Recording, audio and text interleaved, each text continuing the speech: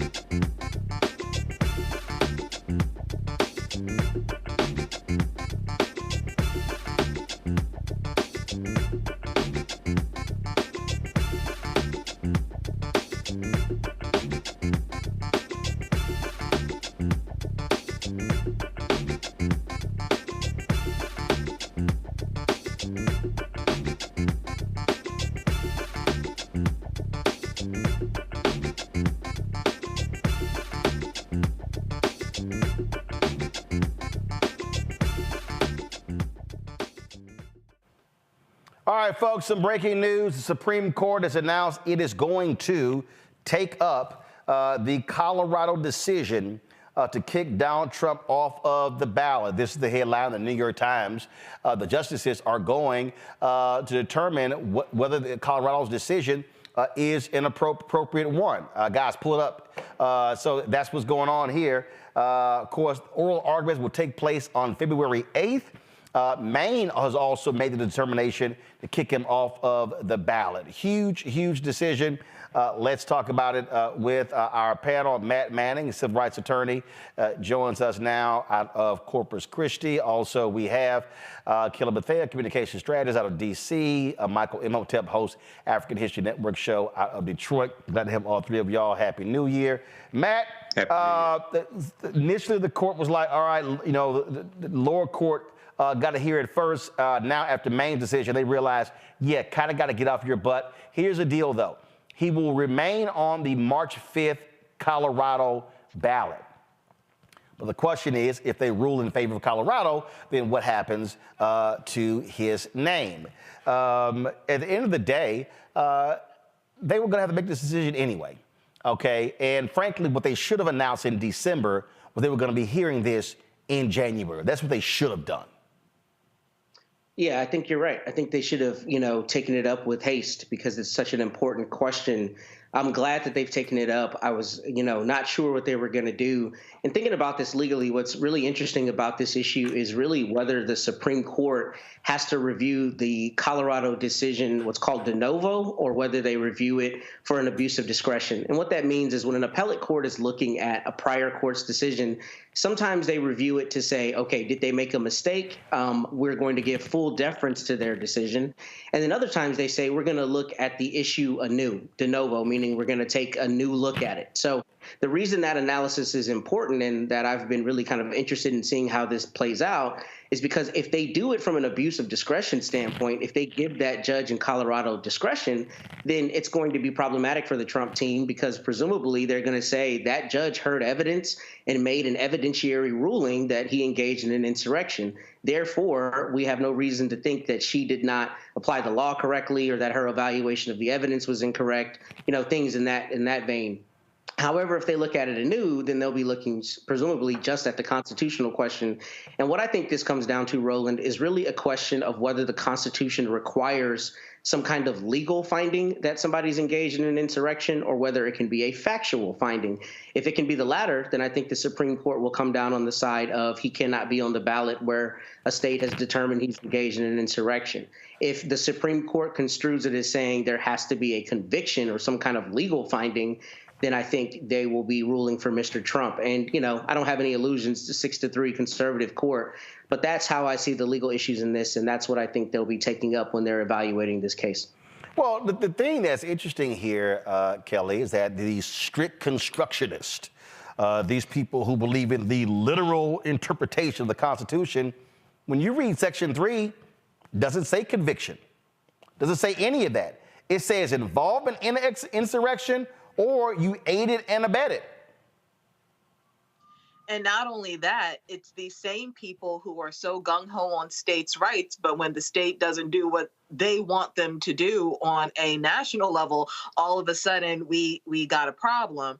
To echo Matt's point, I am glad that they're taking up the case, that Supreme Court is taking this question up. My fear is that even though I feel like it is constitutional for these individual states to do that, my concern is the ramifications of that being Republicans taking that and running with it, meaning they will come the next election. Hypothetically speaking, the Democrats have a candidate that the Republicans don't want on the ballot, and they will use this case, whichever way the Supreme Court rules on it, and use that case law, whatever it may be, to their advantage to take a Democrat off the ballot unnecessarily so. And we do have precedent for Republicans taking good law and twisting it into something that becomes corrupt. That's my only concern with this. But as far as what I know the 14th Amendment to be and how it's being applied in these individual states, it does seem like it is constitutionally sound. Again, my concern is how it is going to be applied in the future when it is in corrupt hands. Well, I mean, here's the thing, Michael. Go to my iPad. I mean, this is the 14th Amendment. It says it's right. And again, if you actually read it, it lays out, no person, senator, representative, or elector, or a president, vice president. Now, here's the thing that's interesting. So the Trump people are trying to suggest that he's not, and I'll go back to it, trying to suggest that he's not an officer, okay? Mm-hmm. And they are desperate to create this notion that the president is above and beyond everybody, that you cannot apply any law whatsoever to the president of the United States. What the problem with that logic is that the president is sworn to uphold and protect the Constitution from enemies within and abroad. And so there's this idea that, you somehow are in such a special category that nothing applies to you is absolutely bogus. Yeah, it's absolutely bogus, but this is the hand that the Trump attorneys are dealt with.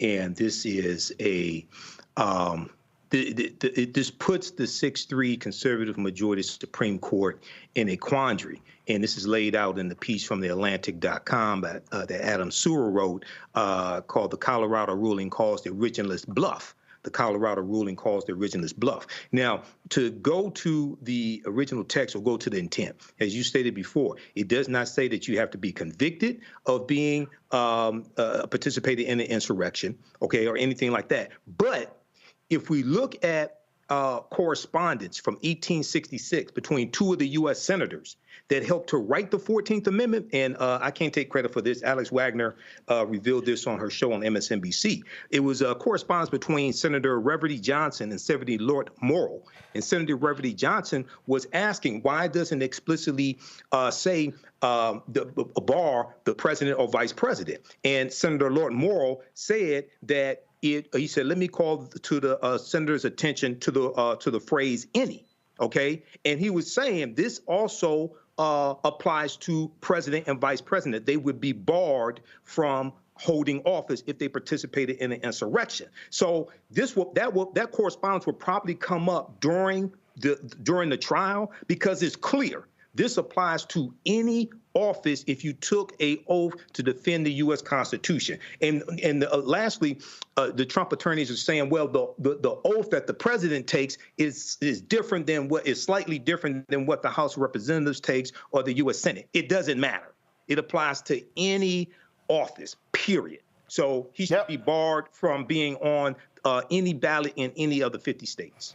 That should be the case. We'll see what happens. Cannot wait to hear those oral arguments, especially the gymnastics that Clarence Thomas, as well as Sam Alito, is likely going to try to create when they try to get around, especially these so-called these strict constructionists. All right, y'all, gotta go to a break. We come back, we'll talk to a former Capitol Hill police officer, Harry Dunn. He's now running for Congress. Why is he seeking an office, one of the offices that he helped to protect during the January 6, 2021 insurrection led by Donald Trump? Plus, I told y'all, remember that scene from The Godfather?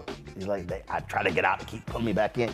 I can't stand these people who gossip, people who just make up lies, like Umar Johnson. He went on the Joe Budden podcast and lied about his appearance on my TV One show 6 years ago. Well, I'm gonna respond with some CVS level receipts for his ass. That's at the top of the hour. You're watching Roland Martin Unfiltered on the Black Star Network. Next on the Black Table with me, Greg Carr, the enigma of Supreme Court Justice Clarence Thomas. What really makes him tick, and what forces shaped his view of the world, the country, and Black America? The answer, I'm pretty sure, will shock you. And he says, people think that I'm anachronistic. I am. I want to go backwards in time in order to move us forward into the future. He's very upfront about this. We'll talk to Corey Robin, the man who wrote the book that reveals it all. That's next on the Black Table, only on the Black Star Network. Grow your business or career with Grow with Google's wide range of online courses, digital training, and tools. Gain in-demand job skills with flexible online training programs designed to put you on the fast track to jobs in high-growth fields. No experience is necessary. Learn at your own pace. Complete the online certificate program on your own terms. Stand out to employers, get on a path to in-demand jobs, and connect with top employers who are currently hiring. Take one professional career certificate program or all 6. Earn a Google Career Certificate to prepare for a job in a high-growth field like data analytics, project management, UX design, cybersecurity, and more. All professional career certificate programs must be completed by December 31st, 2024. Scan the QR code to complete the application. There are 1,000 scholarships available. Grow with Google and J. Hood and Associates. Be job ready and qualify for in-demand jobs.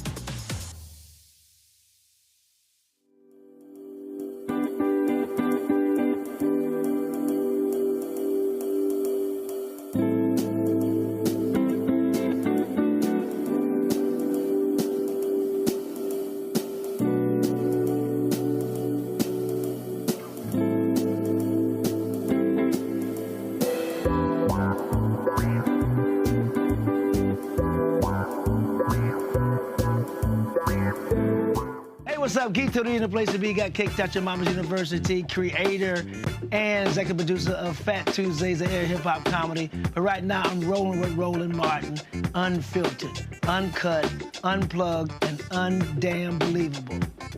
You hear me?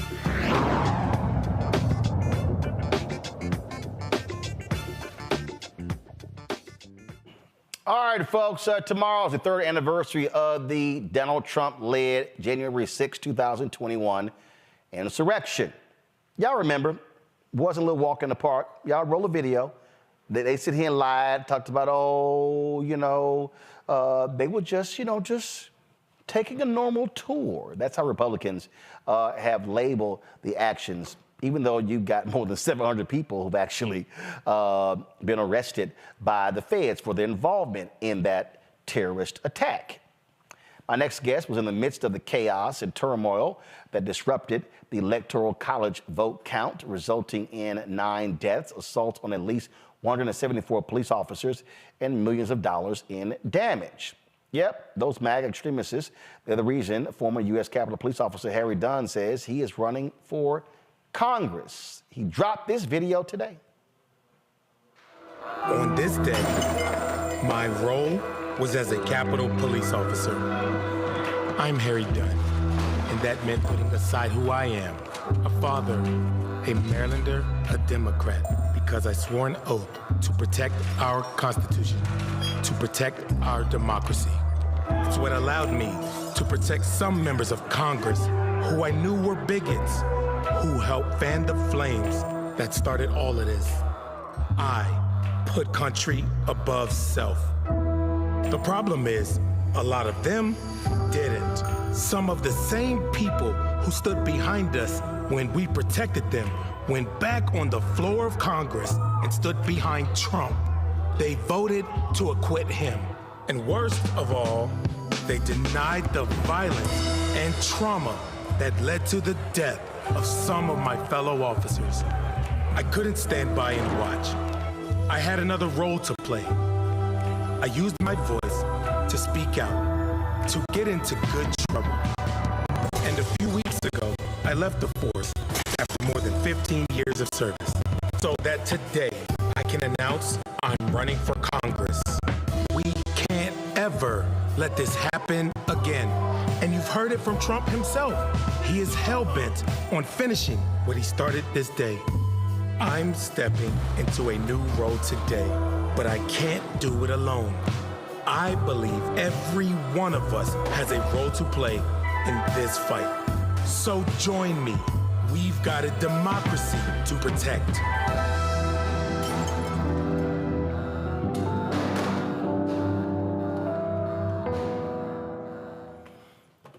Folks, Harry Dunn joins us right now. Glad to have you here on the show. Obviously, a decision like this isn't an easy one. How long have you been thinking about this? Hey, thanks, Brother Roland, for having me on. I've been a public servant the last 15, 16 years of my life. So if you would have asked me before January 6th if I had thought about running for office, then sure, I may have considered it at the age of 57, 55, whenever I was forced to retire from my job. But January 6th did happen, and here we are. I stuck around as long as I could. There's this phrase or this saying that I heard, until there's nothing that can be done, there's always something that can be done. And I believe that I've done everything I can in the position as a Capitol Police officer to seek accountability, to protect democracy, to defend the Constitution. And now I'm stepping into a new role. And the decision, like you said, it didn't come lightly. I walked away from 4 years short of being able to retire and to receive my pension because we can't wait. Democracy is literally an election away from being extinct. And not being recognizable as we know it today. And we can't sit around and wait for somebody else to do it. So there's an opportunity right now for me to take another role, and I'm stepping into it. The thing that is still interesting, let's say you're elected. You're actually going to be serving alongside people who have lied about that day. People who were cowering and running for cover, but who turned around and are protecting these people. who are supporting Donald Trump, who says that he will pardon every single person who was convicted for what took place on January 6th. I mean, these are people who are, frankly, a joke. Yeah, you just said something very important, though. You said, I'll be serving alongside of them, not beneath them, not under them. I get a seat at the table. I get a voice now. It's hard for them to dismiss me as just an angry, pissed off Capitol Police officer now. I'm your colleague. You have to sit there and listen to what I have to say.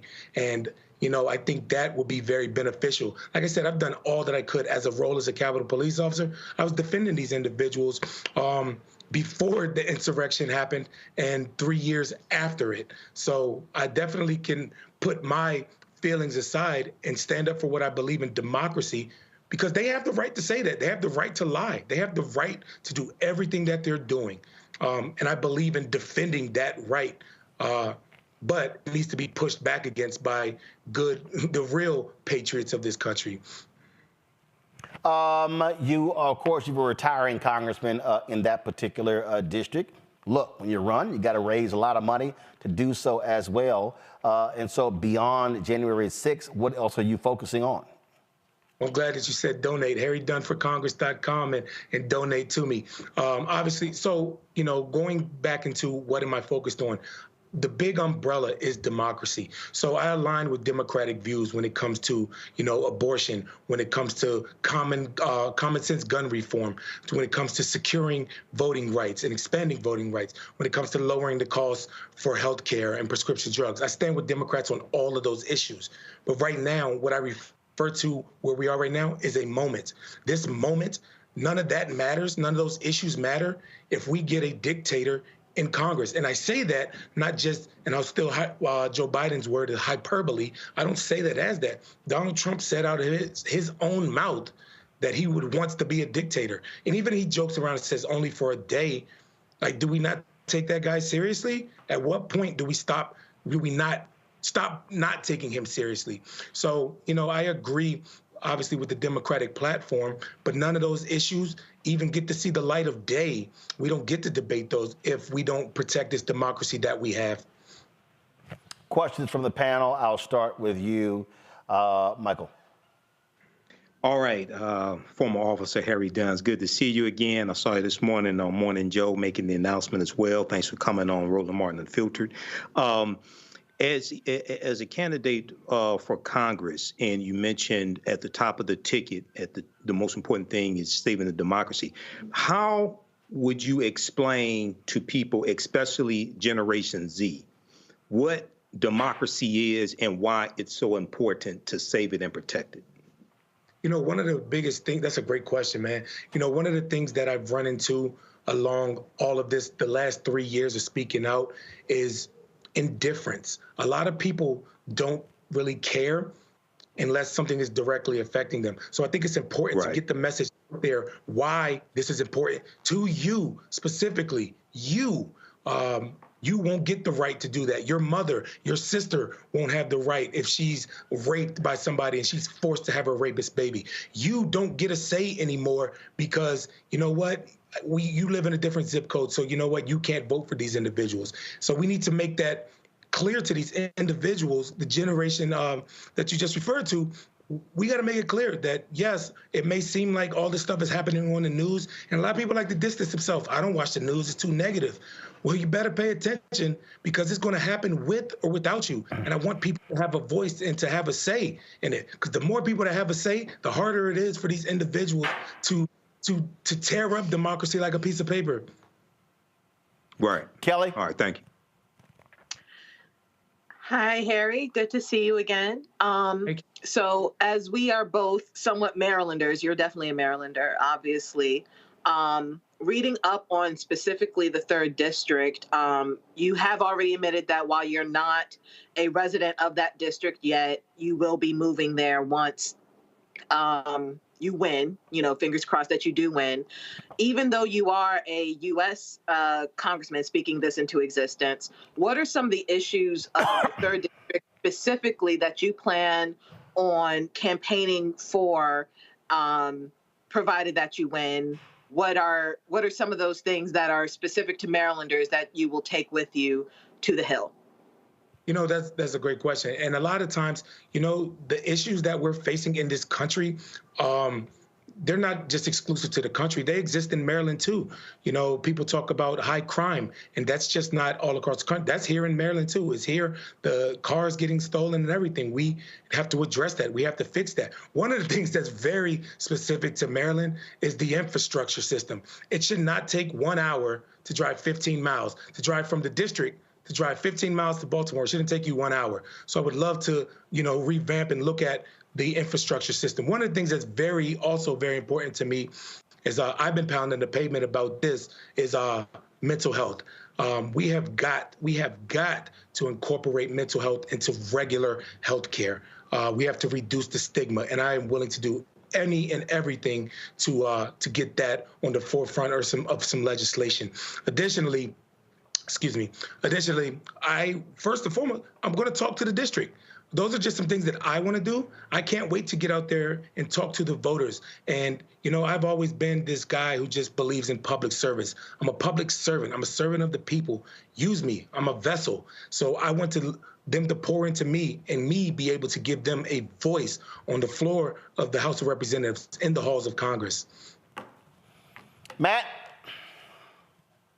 Thanks for coming back, and thanks for your service, your storied service. Here's my question for you. I know you just made your announcement today, but what has been the response from law enforcement and the military, and what is your expectation about that? Because obviously you were in the line of duty on one of the most important days in our history. But when we see law enforcement, a lot of times they tend to skew conservative. So what is the response been, and what is your expectation about support you might find from that contingent of people? A lot of people that I've talked to I haven't seen organizations putting out statements or anything like that, but individuals that I work with, the police officers that I know, law enforcement friends, have been very supportive of me. And, and this isn't about a Democrat or Republican. This is about preserving our democracy. Working at the Capitol, I think it's safe to say over my career, I've dealt with over 1,000 protests. And there are issues that I agree with, issues that I don't agree with. But you know what? Those individuals had a safe space to demonstrate and exercise their First Amendment right. And that's what all law enforcement, and frankly, all Americans should care about. We shouldn't. So when individuals, like you said, law enforcement, my friends, that they are very, very receptive of and supportive of me, wishing me well and everything like that, because they know the people that I know, and that's why I look forward to getting out in the district and actually meeting people. The people actually know me, know that, sure, I have liberal views, but I'm not going to be dismissive of an individual just because they have different views as me. So generally, like you said, like most police unions tend to do, I would love to sit down with all of them and find out how can we work together. We're going to be here on this planet together. We might as well coexist. All right, then. Harry Dunn, well, appreciate it. Good luck in the campaign.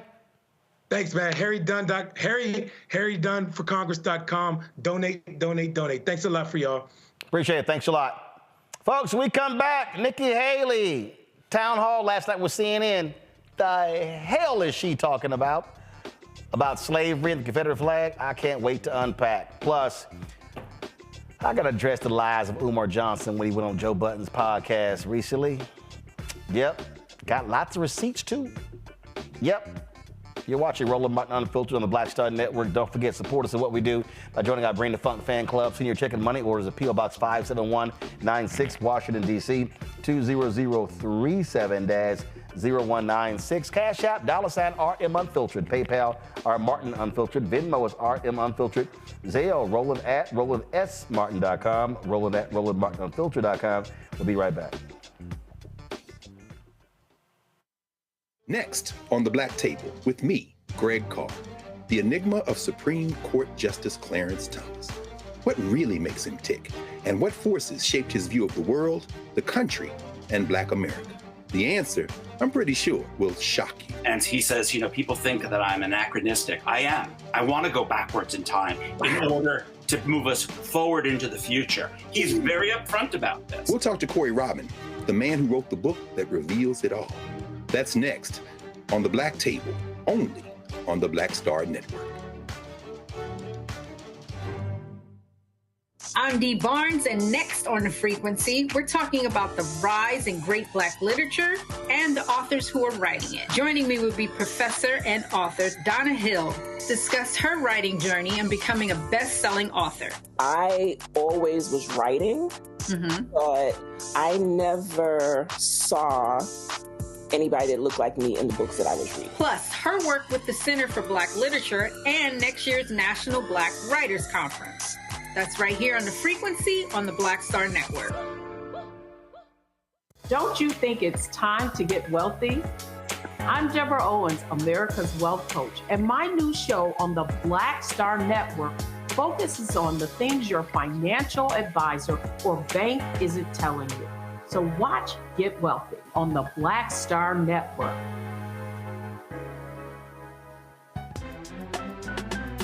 I'm Faraji Muhammad, live from LA. And this is The Culture. The Culture is a two-way conversation. You and me. We talk about the stories, politics, the good, the bad, and the downright ugly. So join our community every day at 3 p.m. Eastern and let your voice be heard. Hey, we're all in this together. So let's talk about it and see what kind of trouble we can get into. It's The Culture, weekdays at 3, only on the Black Star Network.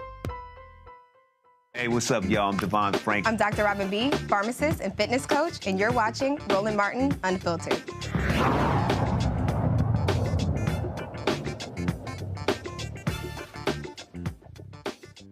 Well, last night, CNN had a town hall featuring Nikky Haley. Aaron Burnett of CNN was one hosting this. It took place in Iowa, and Aaron asked her about a recent controversial comments regarding the Civil War, lack of bringing up slavery, stuff along those lines. And so, yeah, it was quite interesting. So roll the first one.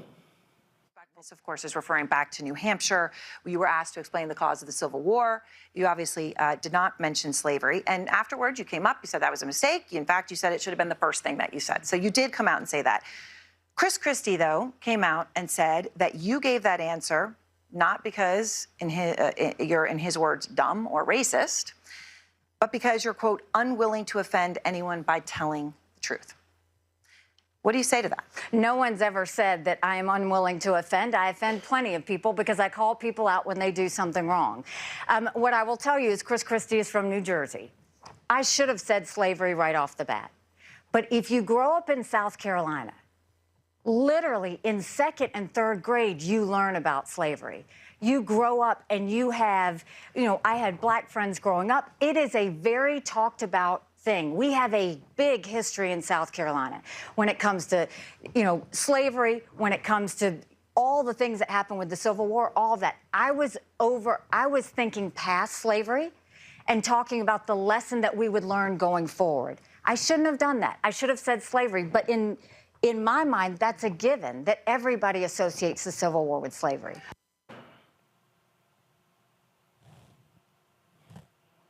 I was thinking past slavery. Girl, go on that bullshit. All right, now then the Confederate flag came up, and a bigger shovel was needed for the manure about to come out of her mouth. And to bring a divided state together and avoid riots and protests, the way we did that was I knew half of South Carolinians saw the Confederate flag as heritage and tradition.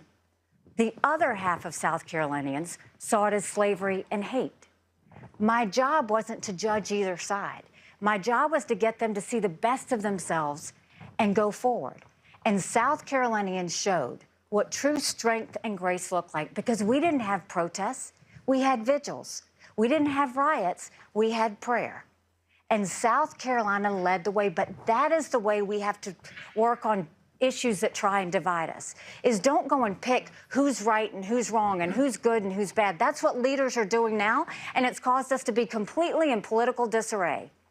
A leader doesn't decide who's right. When you serve the people, you serve everybody.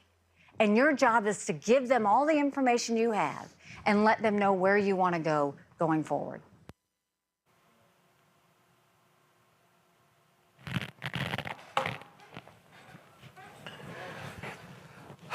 Now, y'all, this is the same Nikky Haley whose mama and daddy couldn't get a job in South Carolina, whose daddy was hired at a HBCU, whose mama, and Michael Harrod has broken this thing down on Twitter multiple times, whose mama couldn't get nobody to buy the dresses she made, and it was black women who bought her mama's dresses. But the same Nikky Haley, who's previously said that they couldn't have black people over at their house because the landlord said, no, you can't do that. The same Nikky Haley who went to one of those white private academies in South Carolina, you know, the ones created during Jim Crow, that was 95% white. Yeah, she didn't go to the public school. She went to that private academy. And listening to that nonsense, and I love it. I had black friends. They just couldn't come to the house. Is that then you hear the Confederate flag one. First of all, real leaders call folk out. Well, they're supposed to.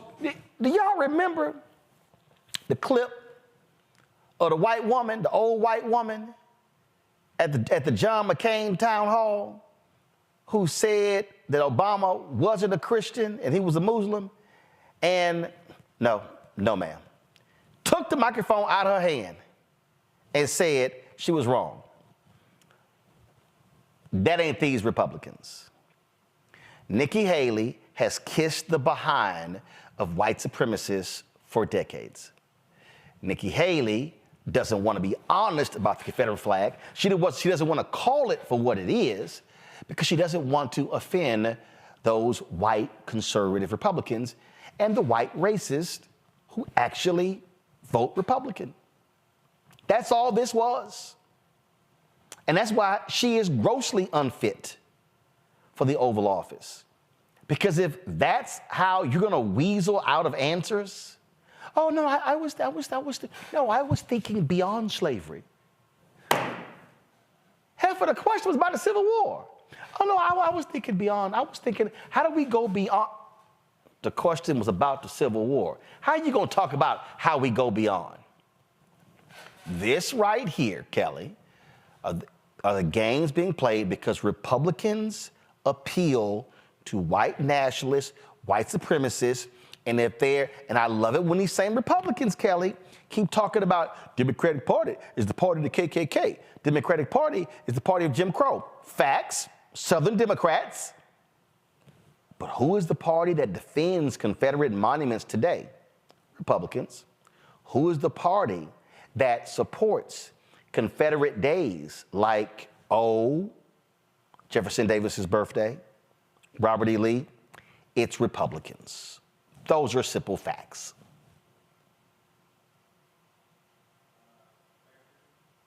Can't hear you, Kelly. There you go. Now we got you. What? I'm sorry? Now we got you. Go ahead. Oh, I said Miss Nimrata understands those facts, and she's woefully and willfully ignorant of those facts because she needs votes from the very people who would have denied her parents entry into this country. The hypocrisy of it all is astounding, but it still never ceases to amaze me how pervasive and addicting whiteness is. And I can't think of a better example of someone who is more addicted to it than Miss Nimrata Haley, who goes by Nikky Haley because white people would never vote for somebody named Nimrata. And I'll leave it at that. Michael. Roland, you know, this was a bunch of BS that Nikky Haley spewed. But let me just say this succinctly. Nikky Haley knows better. First of all, South Carolina, where Nikky Haley was governor of, was the first state to secede from the Union December 20th, 1860, 6 weeks after Abraham Lincoln became president-elect. South Carolina thought that Lincoln was going to free the slaves. South Carolina is where the Civil War began, April 12, 1861, with the attack on Fort Sumter. Nikky Haley knows this history. She's afraid to say it because she knows she's going to lose the white supremacist votes. And if you read the statements of secession from South Carolina, December 20th, 1860, they tell you how essential the products that slaves made were crucial to their wealth, crucial to their way of life. And they talked about how they feared encroachment from the North and the North opposition to westward expansion of slavery. So any of these Republicans that want to talk about the Democrat, wasn't the Democratic Party, but Democrats started the KKK, we can have that discussion, but you also have to talk about the Compromise of 1877, where Republicans conspired with Democrats to end Reconstruction, and Rutherford B. Hayes, the Republican candidate, when he became president, he removed the Union troops out of the South. So we have to talk about that, and we have to talk about the Lily White movement in 1928, which was the movement by Republicans to push African Americans out of the Republican Party, which is why we ended up in the Democratic Party. So we can have a history lesson right here on Roland Martin Unfiltered if you want to have that conversation. She is a fraud, Matt Manning, and all she wants to do is give cover to these white racists, and well, you know, the people on both sides, and so it's not my job to judge. Well, you were right, and Chris Christie was right, by evidence by both of those clips. I mean, it's obvious that she's afraid to speak the truth here because she doesn't want to lose, as Kelly mentioned, she doesn't want to lose social capital, and as Michael mentioned, turn people off. But the thing that's ridiculous to me about this is, honestly, this kind of harkens back to the same issue with Claudine Gay and Liz McGill with their answers in front of Congress. This is an easy answer. The Civil War was fought over slavery. It infuriates me when people try to make it about states' rights and anything else other than states' rights for white people to own our people. That's it. That's the only question. She knows that. And I think it's intellectually dishonest not to answer that. And then the other thing about the Confederate flag and, try to find the good in each other and move forward. Here's the thing that is just intellectually dishonest about anybody who is looking at it like tradition. These are the same people who are jingoists. I mean, as much as they crow America over everyone else, and if you don't, stand and salute the flag at an NFL game, you're not a true American. Well, how can you then logically support the Confederacy in any means, right? Because that was a secession from the United States. So there's a lot of mental gymnastics that have to happen for this to happen, but it's obvious that she doesn't think that there's any loss in not saying the truth, which is that the Civil War was fought over slavery. And the thing about this is a slap in the face to say, oh, I thought everybody knew it was about slavery. I'm going past slavery, when the truth is it was about slavery. And it should be easy for her to say that unequivocally. But because she's a politician and she's looking for votes and not the truth, this is the BS that we get instead. Yep, and again, this whole, I was thinking past that. I was thinking going forward. What the hell? I'm sorry. What the hell is going forward? Yes. She's disingenuous. And let me say this here, and this is most important for black people to understand. The Confederate flag came down in South Carolina because of black blood being spilled. It took 9, let me be clear, it took 9 black people being killed, gunned down by a racist white supremacist by the name of Dylann Roof. Otherwise, Nikky Haley would have done nothing when it came to that flag, and that flag would be still flying in South Carolina. Those are simple, basic facts that she does not want to accept. And so I've heard people say, well, no, Nikky Haley did a remarkable job bringing people together. No, she gets no credit for that flag coming down because it was the blood of black people that brought that flag down. Pure and damn simple. All right, y'all, going to break. We come back. Umar Johnson loves to run his mouth. And when you run your mouth that much, you end up lying about some stuff. Well, he went on Joe Budden's podcast and was lying about an appearance on my TV One show from 6 years ago. And I ain't want to have to address this. Oh, but I will, with receipts. And that's next on Roland Martin Unfiltered on the Black Star Network. Next on The Frequency, we're talking Black women in fashion. My guest, Renee Wilson, is speaking on the challenges of starting her own fashion line. So I wanted to really be able to design the clothes, but add a modern twist to it so that we could wear these patterns in everyday wear and not just reserve it for our formal ceremonies. That's next on The Frequency on the Black Star Network. This week on The Black Table with me, Greg Carr, reparations. Is it finally time? Two of the country's foremost authorities on the subject will join me to try to answer that very question. A powerful installment of The Black Table with me, Greg Carr, right here, only on the Black Star Network. On the next, A Balanced Life with me, Dr. Jackie. People can't live with them, can't live without them. Our relationships often have more ups and downs than a boardwalk roller coaster, but it doesn't have to be that way. Trust your gut. Whenever your gut is like, this isn't healthy, this isn't right, I don't like the way that I'm being treated. This goes for males and females. Trust your gut, and then whenever that gut feeling comes, have a conversation. Knowing how to grow or when to go. A step-by-step guide on the next, A Balanced Life on Black Star Network. Don't you think it's time to get wealthy? I'm Deborah Owens, America's Wealth Coach, and my new show on the Black Star Network focuses on the things your financial advisor or bank isn't telling you. So watch Get Wealthy on the Black Star Network.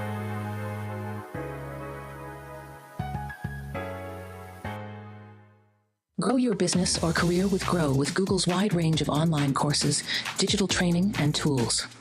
Gain in-demand job skills with flexible online training programs designed to put you on the fast track to jobs in high-growth fields. No experience is necessary. Learn at your own pace.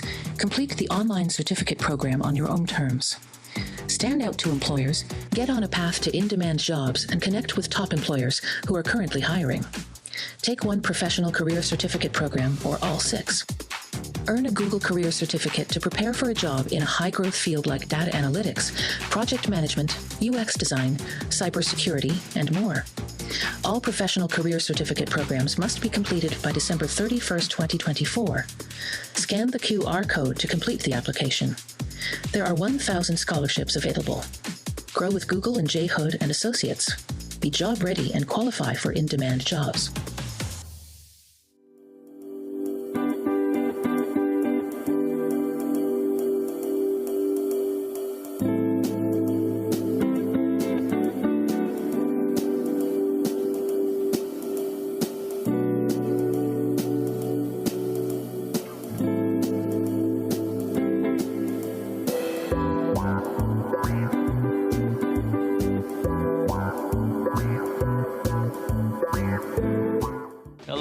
Critter Fixers. I'm Dr. Bernard Hodges. And I'm Dr. Terrence Ferguson. And you're tuned in to Roland Martin, Unfiltered.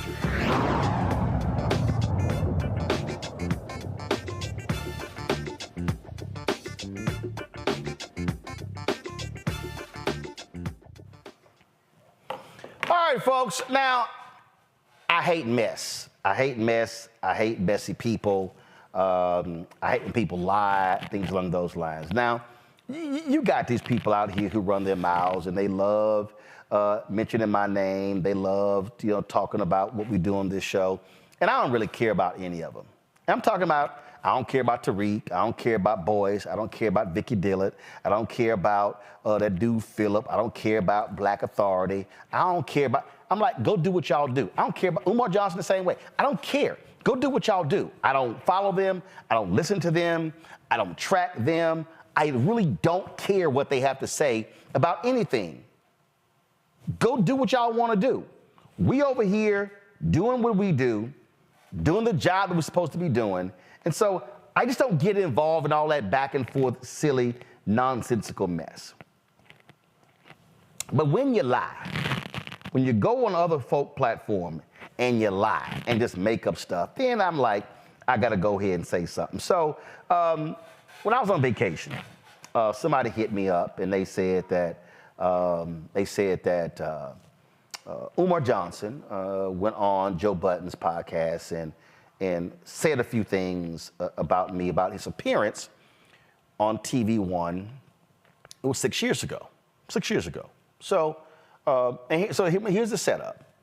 Umar gone on the Breakfast Club, and it was a contentious appearance. They talked about his credentials, his school, all kind of stuff like that.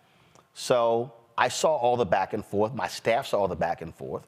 So I was like, go ahead and book him, bring him on the show. Okay? That's what happened. So he comes on the show. He had been on the show 3 previous times. Same format, panel, no different. This time, 2 of the panelists took exception what Umar had to say. And at what point during the show, Umar was responding to Eugene Craig, conservative, called him a coon. I slam my hand down and say, I don't allow that language or any racial epithets on my show. And so that's really why he was upset. And so he went on and trashing me, trashing us. Oh, we attacked him. We ambushed him. It was a setup. And then he went on to claim that, that when the show got canceled, that appearance was the reason why the show got canceled. All lies, okay? So this all the crap he said before, whatever. So now he goes on Joe Budden's podcast. And now he got new lies he telling. All right, so we're gonna do this here first. So when he got invited, he was told what the topic was. He was told everything involved with it. We even sent a press release out about the subject matter.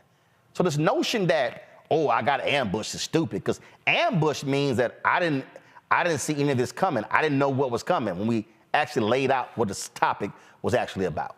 So to refresh people, this is literally how the beginning of that segment went 6 years ago on TV One.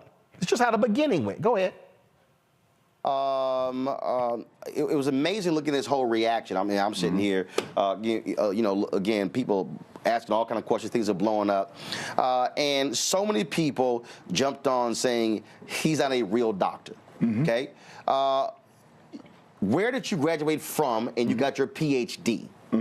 My undergraduate education was from Millersville University, 3 degrees, political science, psychology, master's in school psychology. Subsequent to that, Pennsylvania certification as a school psychologist, which I've been for almost 20 years. After that, I got my educational leadership master's degree and principal certificate from Lehigh University in Bethlehem, Pennsylvania. And I earned my doctorate degree from the Philadelphia College of Osteopathic Medicine, American Psychological Association approved program, one of the top psychology training programs on the East Coast. 6 degrees in all, and anyone can lift up a telephone and call and verify those degrees. So when you see folks who question your degrees, your response? It's because my narrative is a whole lot different from the average mainstream black scholar.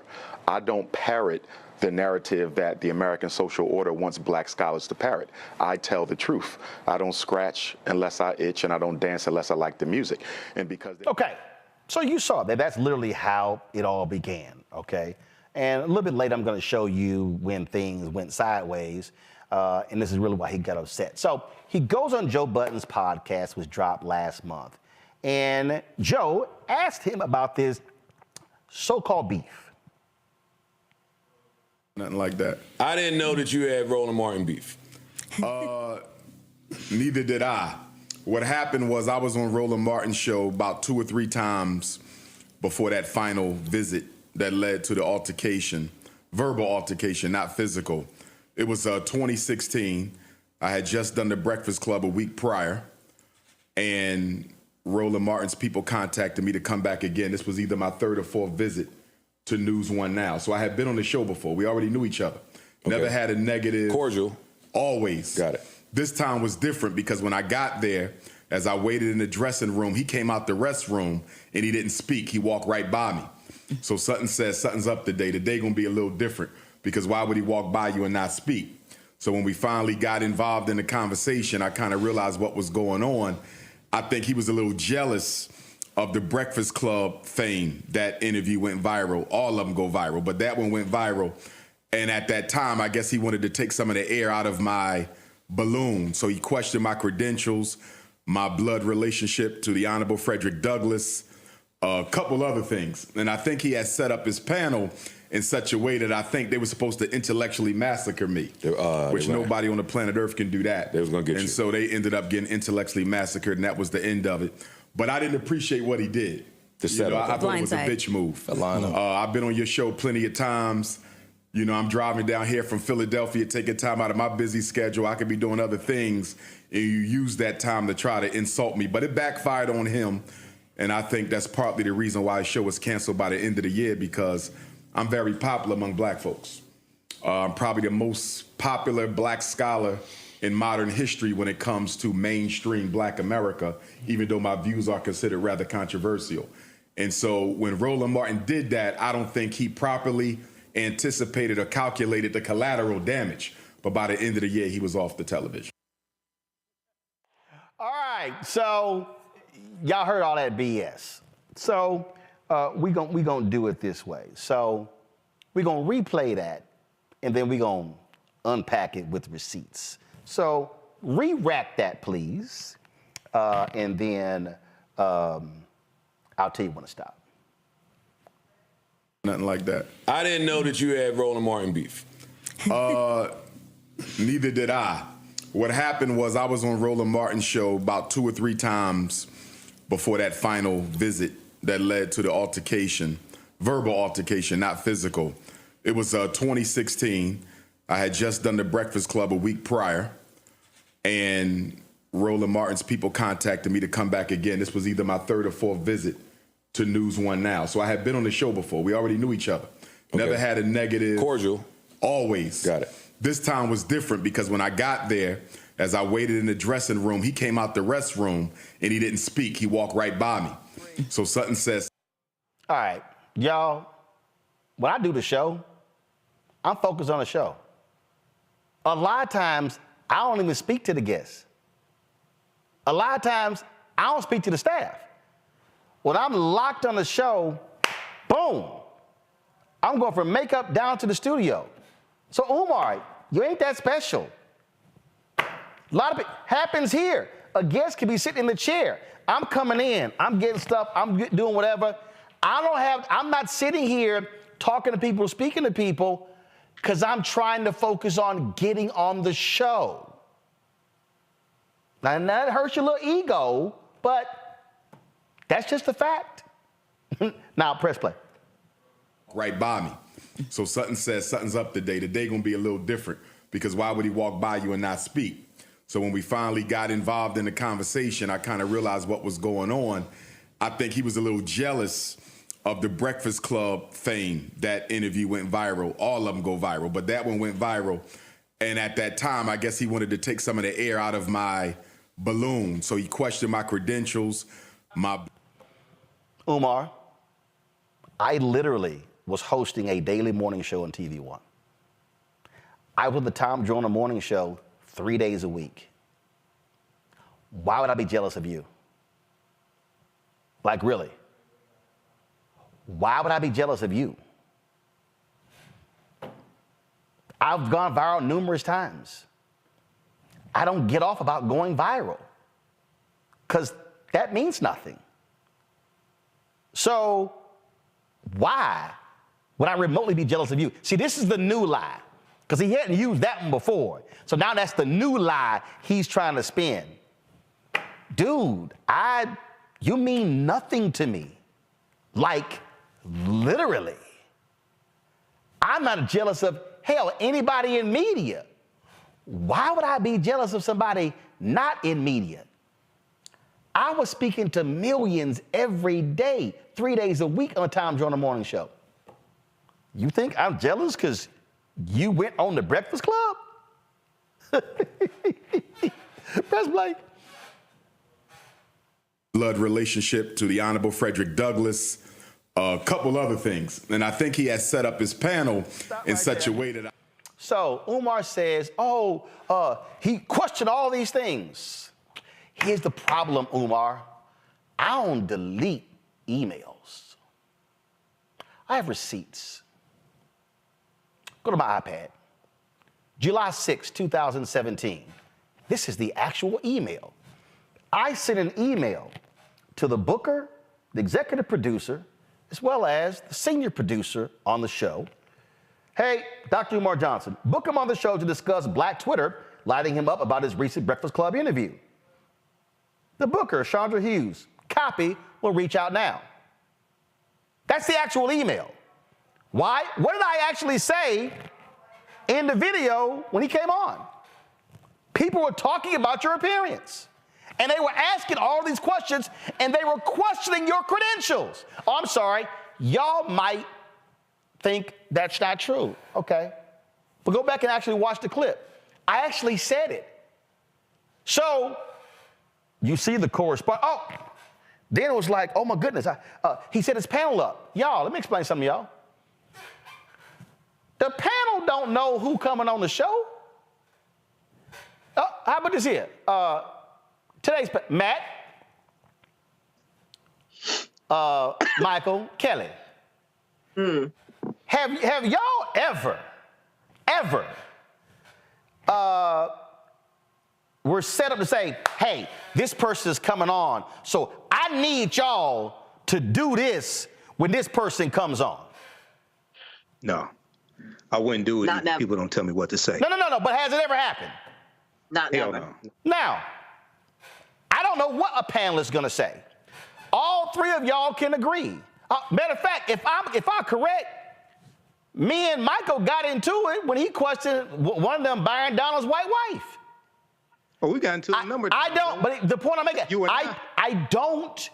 I don't even ask. Listen to me clearly, y'all. Now go keep it on the panel. I need people to understand. I don't even ask the panelists what they think. And let me explain to y'all why. Because when I was on CNN, they used to assume they knew what I was going to say. When I was on CNN, they would literally sit there and, oh, so-and-so's going to say this. When I filled in for Campbell Brown, we were discussing Michael Vick and if he served his time, should he come back to the NFL? And there was, what's Gloria what's her daughter's name? Gloria Allred's daughter. She's an attorney. Lisa Bloom? Lisa Bloom. Yeah. So Lisa Bloom was a big-time PETA person. And we're sitting there, and I'm filling in for Campbell Brown, and the senior producer goes, oh, we know what Lisa thinks. And I said, has anybody asked her? Roland, we know she's going to be against Michael Vick coming back. I was like, has anybody asked her? So the senior producer got pissed off at me. I turned to the book of Tara. I said, Tara, can you call Lisa and just ask where she stands on this? She says, she comes back, folks, we have a problem. Lisa says that if he serves his time, he should be able to come back. I go, see, y'all always assume you even know what I think. I said, but you don't. So I don't ask a panelist. We don't set any panelists up. They can take any position they want to, and they actually did. So Umar, you're lying again. Now remember, y'all, he actually talked about, oh my goodness, it was a setup. It was how I got set up. Remember all that stuff? Now keep playing it because y'all gonna hear it. Watch this. I think they were supposed to intellectually massacre me, which nobody on the planet Earth can do that. They was gonna get you. And so they ended up getting intellectually massacred, and that was the end of it. But I didn't appreciate what he did. I thought it was a bitch move. Stop right there. Stop right there here. I didn't appreciate what he did. Now you hear Melissa Ford say blindside. He wasn't blindsided. Now he said that lie before. He ambushed. Oh, I was ambushed. Really? Go back to my iPad. Y'all see this? Hi, Susan and Roland. Here's a copy of today's release. Let me know your thoughts and thanks. This is a press release. The press release says, controversial psychologist Dr. Umar Johnson thinks interracial marriage negates efforts of black men dedicated to racial equality. So the press release lists in here in terms of what was talked about. We told him the topic beforehand. He knew the topic beforehand. It was in the show tease. It was in the show intro. It was in the segment intro. So not blindsided, not ambushed. Folk just disagree. But here was the point that this is really why Umar got mad, upset. No. From the interview from 6 years ago. And this is why he still got a bug up his ass. Why murder happened. Based on what? So the idea that somehow a white person can't understand our struggle? I No could way. care less what they understand. I'm No asking way. you, what have they done systematically He already to told you improve that. the opportunities He of already white folks? told you He that. did not tell Oh, me yes, that. you did tell He tell did you not that. tell me that. You're going to tell me that guys like Tim Wise and Reverend Wallace don't understand What about race in Tim America? Wise? They don't understand race in America? He articulates They don't racism, so but what has he done to There are no white systematically people that understand race in eliminate it? America? There's not no a white people, person in There's no America. white people that understand race in America. There's not a white person. Them going to Eugene. There's not a white person in America who has ever worked to systematically eliminate the white privilege that they benefit from vis-a-vis your oppression. You know 190 million people in America. Eugene. We're not going to go there. We're not. I haven't called me a liar, and you're cool. Well, it's a fact that watch you're how lying. you talk It's to a me, fact or that watch you're how I lying. talk It's to a you. fact that you're I lying. understand you. To say that. No, everybody, 1 second. Several things I don't allow. I don't allow the N-word. I don't allow coon. We can talk to one another and disagree, but I do not use racial epithets against black people. That's fine, but he called me a liar. No.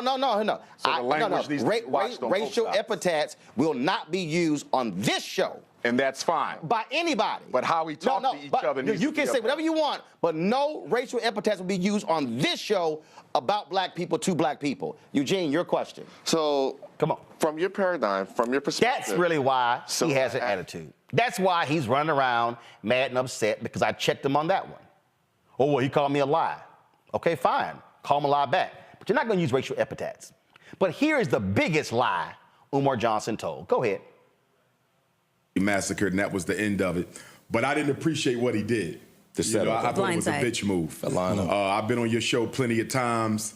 You know, I'm driving down here from Philadelphia, taking time out of my busy schedule. I could be doing other things, and you use that time to try to insult me. But it backfired on him, and I think that's partly the reason why his show was canceled by the end of the year, because I'm very popular among black folks. I'm probably the most popular black scholar in modern history when it comes to mainstream black America, even though my views are considered rather controversial. And so when Roland Martin did that, I don't think he properly anticipated or calculated the collateral damage. But by the end of the year, he was off the television. Boy, bye. Let me explain to y'all what happened here.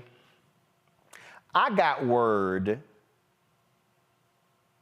October that they were looking at either canceling the show or reducing the show to 3 days a week or once a week. So you know what I did? I actually put in an offer to take over ownership of the show. Let me explain to you why. Because we had cable contracts, we could not internally stream any of the shows digitally. So I was watching Dish Nation on TV One. And I went, wait a minute. How is Dish Nation on broadcast TV and we're airing it on TV One, but they streaming it online? So I went to our affiliate people and they said, oh, that's because we license Dish Nation. I said, really? So what you're telling me is that if we license a show, then we will only have the cable rights to that show, and that's it. They said yes. I said, well, I got a workaround. Because you got to remember, they only aired News One Now one time. They never ever put it on VOD. They didn't re-air. So if you missed the show or you didn't tape it, that was it. Now, we used to sit here and go guerrilla style and stream the show all the time, even though legal told us twice to take it down. That's another story. So I put a proposal in to say, why don't y'all allow me to take over ownership of the show? I will then license the show back to you, and we'll set up a deal where your salespeople handle the back end. I was trying to come up with a way around the no streaming rule. October goes by. I submit the proposal to Alfred Liggins, the CEO, D'Angelo Proctor, who was our SVP programming. November goes by. I'm sending emails. Yo, hey, we gonna meet? We gonna meet? Finally, December 9th, December 7th, one of those days, Alfred calls me to a meeting. Alfred Liggins, the CEO I'm sitting here on the couch, D'Angelo Proctor's sitting right next to me. And Alfred Liggins, the CEO, tells me that he's canceling News One Now because in 2018, he was refinancing the debt of the company and he was slashing costs across the board because if they did not refinance the debt of Urban One, he would be paying a much higher interest rate on the debt. That's why it was canceled. Even that nonsensical BS press release they said put out, oh, it got canceled because of low ratings, that was a lie. Alfred Liggins, D'Angelo Proctor sitting in the meeting. And that's exactly what he told me. That's why the show was canceled. Now, there's a thing called ratings. And the way ratings work is it's really an algorithm. And so let me be clear, every black person watching television doesn't count in a rating. Let me say it again. So, Umar, you think you smart. You don't know jack about Nielsen or TV ratings. You know nothing. Oh, I got a big old audience. No, it's an algorithm. And so if you look at the number of black people who are in a Nielsen family and the number of those black people who likely watch TV One, we would sometimes estimate as probably 7 to 12 black people. And y'all might be saying, that's crazy. No, it's not. Because remember, they're tracking what people are watching all the time. Folks ain't watching us all the time. So we used to always joke, if one of those black families went to the bathroom or ran an errand or went to work early, man, our ratings would drop because you're only sampling an extra handful of people. So how do we know those things? Well, it's because every single day they would send out ratings reports. They would literally send out these various reports showing us exactly what took place. How do I know that? Go to my email. Because I got them every single day. This is the report right here. These are daily ratings. You'll see they will show us right here. We would cross comparison to our competitors. TV One, BET, Bounce, Centric, OWN, Bravo, Lifetime, MTV2, Oxygen, Up, VH1, WeTV. It will show you the household, P25, 25-54, household ratings, median age, all that sort of stuff. But then they will also, inside of here, show you the overnight reports. And in the overnight reports, you see, this is the summary. You see, Monday overnight grid. This is the overnight grid. This right here is the Monday quarter hours. This is TV One and competitive net ranker, meaning on that day, where did we rank among all of the shows? This right here is the most important thing. That is the Monday quarter hours. As you can see, okay, you will see in the morning shows, we ran Ricky Smiley's show. Then there's News One Now. This is the day that Umar was on. You see this here. Okay, we started the show out with a 0.14, 0.14, went up to a 0.18, and went to a 0.22, 0.22 the time we closed. So it then shows you household. It shows you all this sort of stuff. Now, these are the ratings. Okay, that was an excellent day for us. Okay, but then when you go into the ratings, you all of a sudden go to other days, and guess what? So let's write right here. This is July 24th, a couple of weeks later. All of a sudden, you pull the overnight ratings up.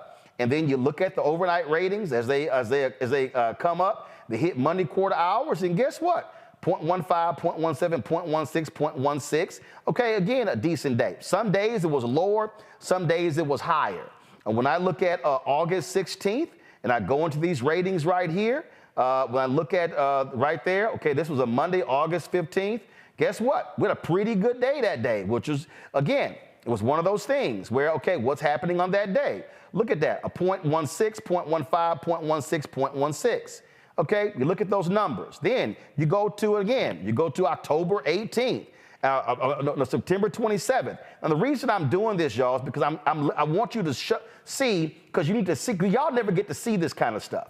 You never actually get to see how the sausage is made.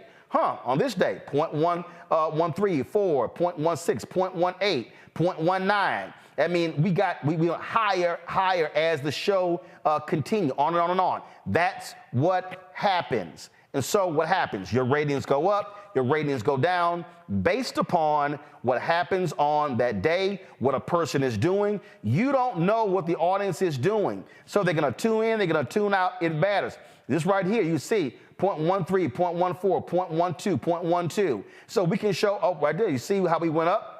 Right there, 0.16, 0.15. These things happen all the time. The reality is this, y'all. There are multiple days between when Umar came on and when the show was over, when we met or exceeded the ratings when he was on.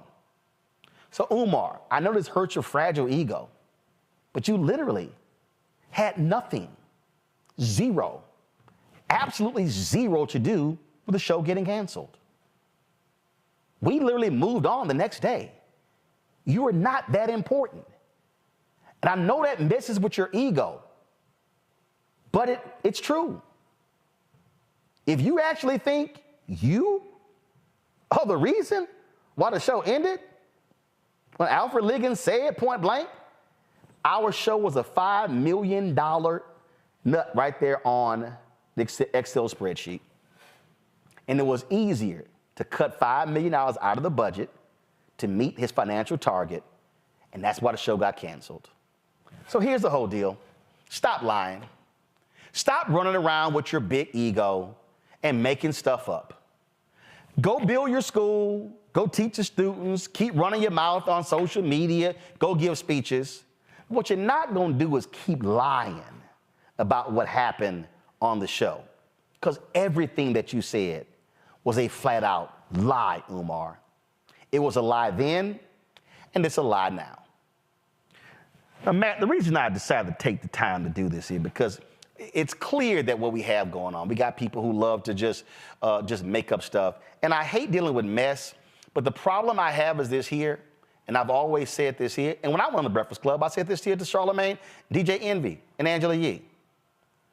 I have great respect for the microphone, because what I understand is that what comes out of your mouth and comes through this microphone then goes to the public, and the public can choose to believe it or not believe it. And it's incumbent upon anybody who has a microphone to have respect and reverence for the microphone and not make shit up.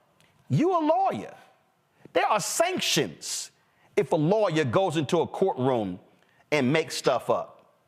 Unfortunately, in media, nothing happens to most people because the lie gets told and folks just run with it. Well, and beyond that, unfortunately, that's a lot of times what people want to see is they want to see division, they want to see drama, they want to see, an exacerbation of a beef, if you'll call it that.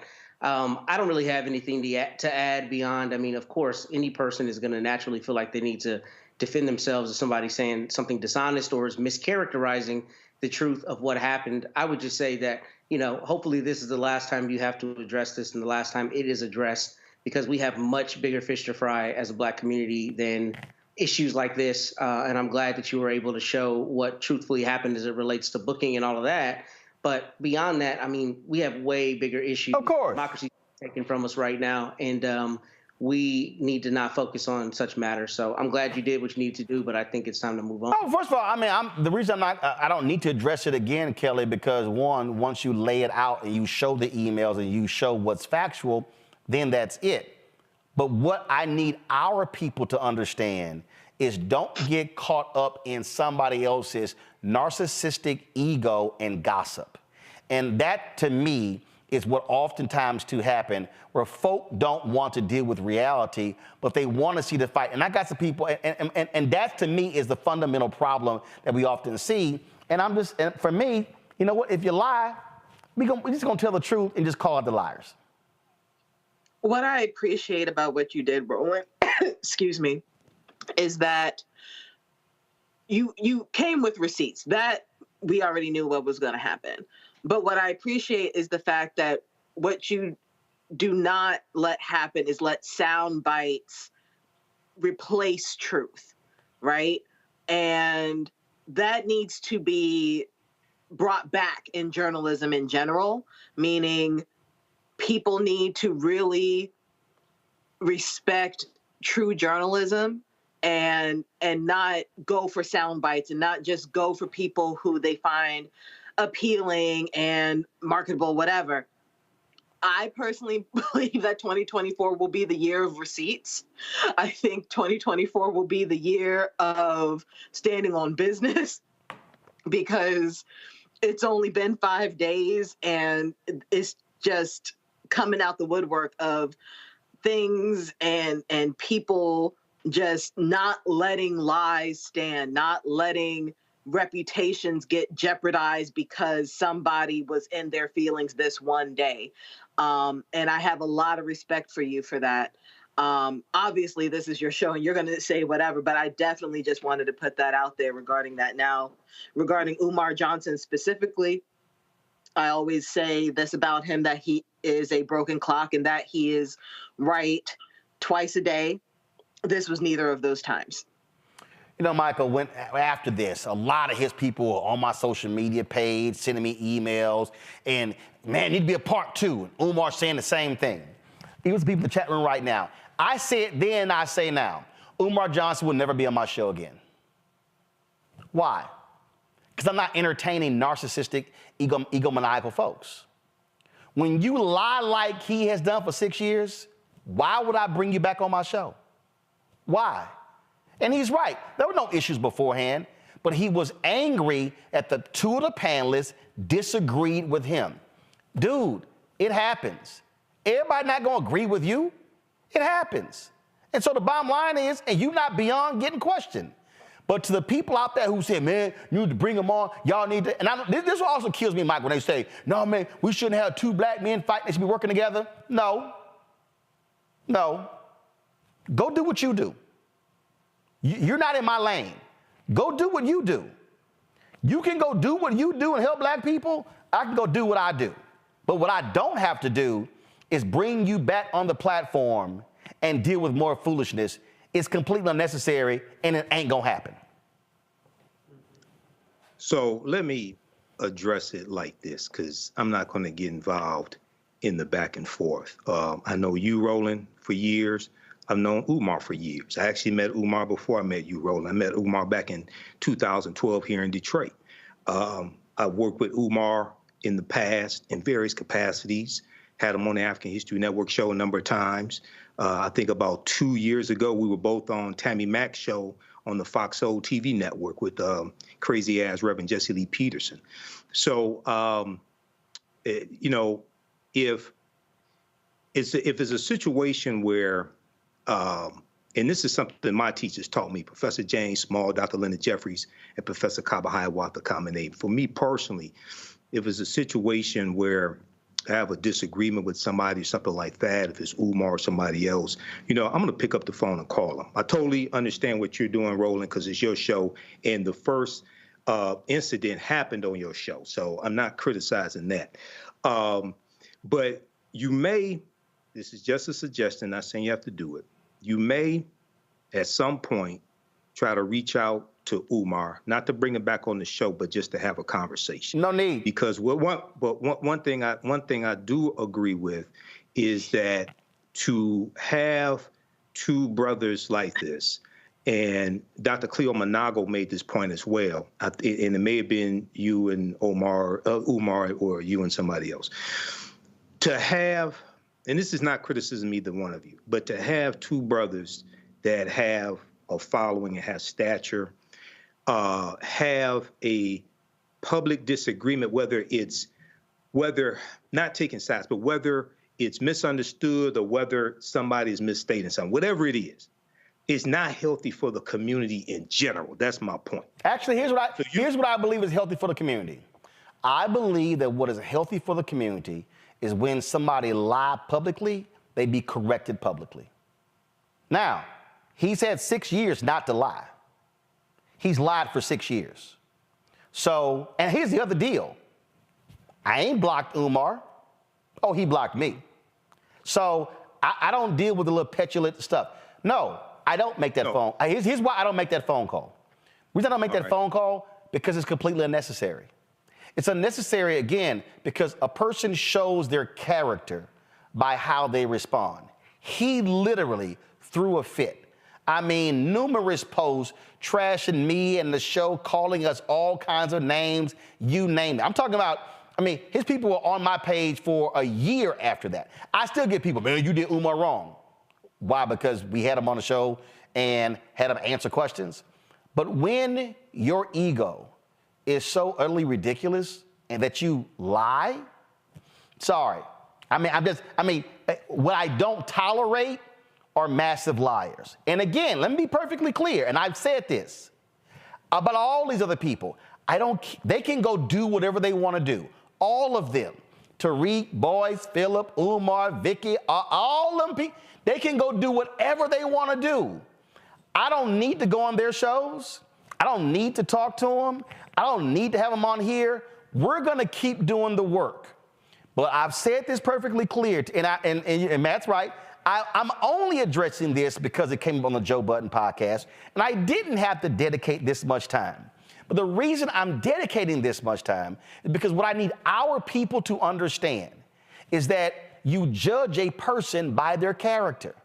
I showed you the receipts. He's flat out lying. Now, if he wants to keep lying, knock yourself out. But what cannot happen, what will not happen, is if somebody spread lies and think they're not going to get corrected. Simple as that. But also, Black people aren't a monolith. Like, you've had people on your show who are conservative. You've had people on your show who are liberal, and you disagree with them just as much as anybody else, respectfully. And I remember that clip clearly because Eugene is a friend of mine. We both went to Bowie State together.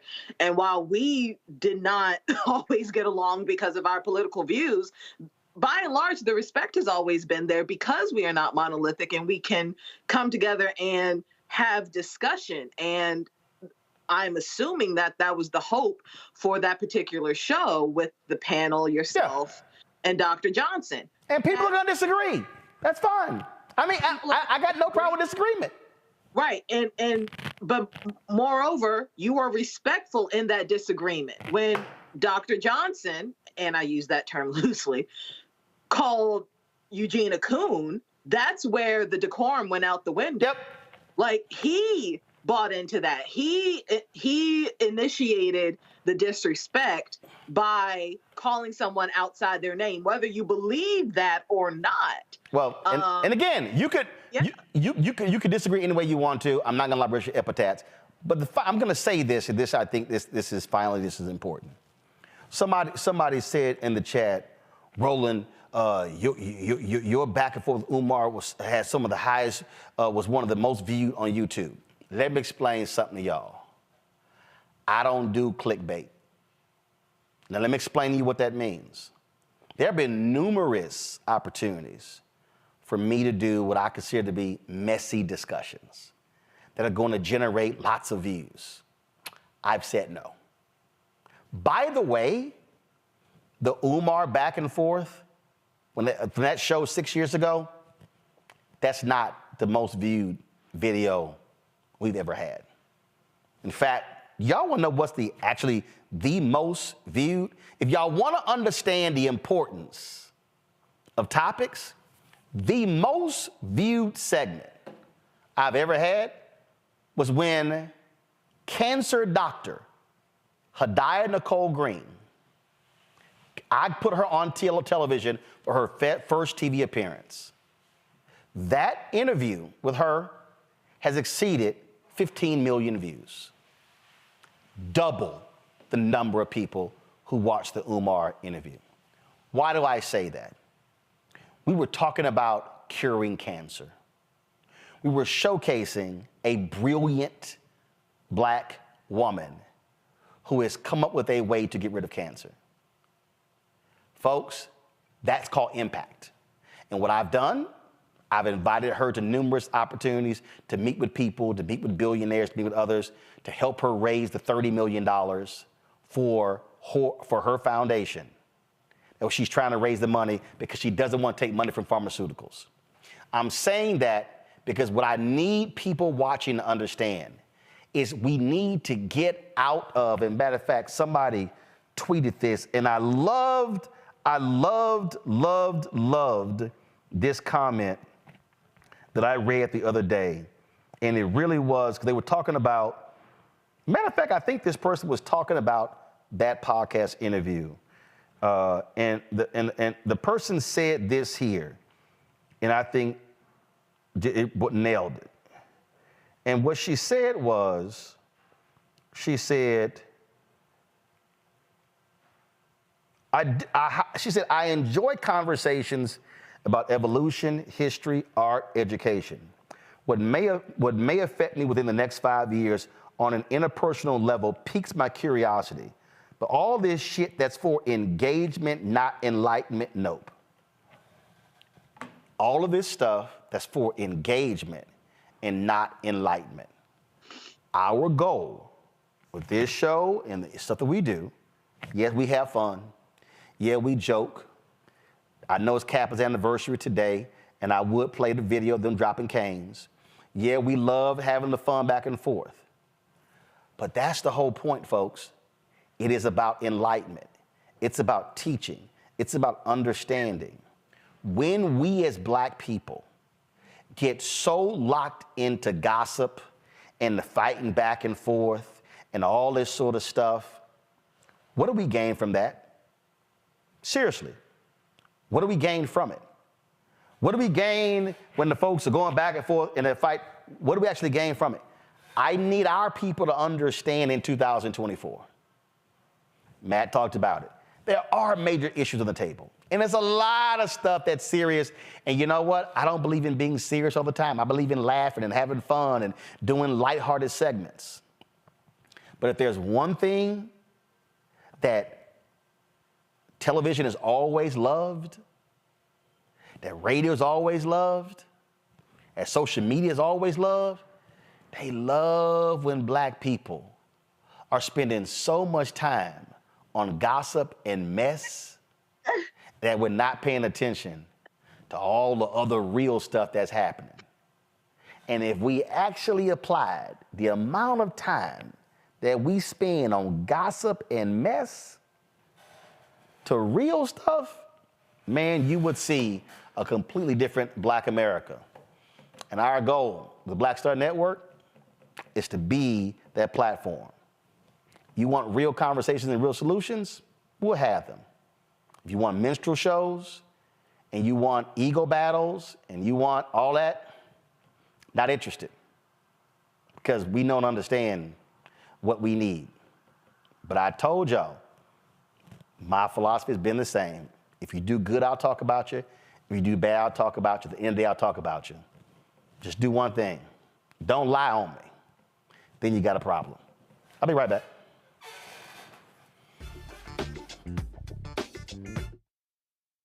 This week on The Black Table with me, Greg Carr, reparation, is it finally time? Two of the country's foremost authorities on the subject will join me to try to answer that very question. A powerful installment of The Black Table with me, Greg Carr, right here, only on the Black Star Network. Next on The Frequency, we're talking Black women in fashion. My guest, Renee Wilson, is speaking on the challenges of starting her own fashion line. So I wanted to really be able to design the clothes, but add a modern twist to it so that we could wear these patterns in everyday wear and not just reserve it for our formal ceremonies. That's next on The Frequency on the Black Star Network. Hello, I'm Marissa Mitchell, a news anchor at Fox 5 DC. Hey, what's up? It's Tammy Roman, and you are watching Roland Martin Unfiltered.